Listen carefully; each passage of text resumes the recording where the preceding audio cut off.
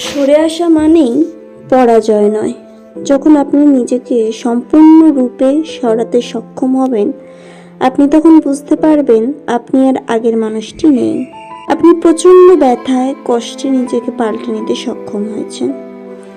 যে জিনিসগুলো দিনের পর দিন সহ্য করে গেছেন, সেই জিনিসগুলো হুঙ্কার দিয়ে প্রতিরোধ করা শিখে গেছে। না বলা যে কথাগুলো ছিল, যা আপনাকে ক্ষতবিক্ষত করছিল দিনের পর দিন, তা বলার শক্তি আপনি জোগাতে পেরে গেছেন।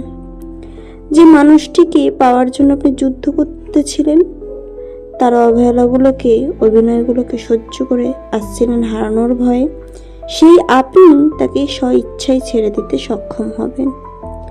এই আপনি অযথা কথা কাটাকাটির চেয়ে নীরবতাকেই বেছে নেবেন। এটাও বুঝতে পেরে যাবেন, কিছু জিনিসে, কিছু মানুষকে বাড়তি সময় দেওয়া মানে নিজের মূল্যবোধের পর্যাপ্ত অপচয়। কিছু মানুষকে ছেড়ে দিয়ে নিজের ভার কমাতে হয়।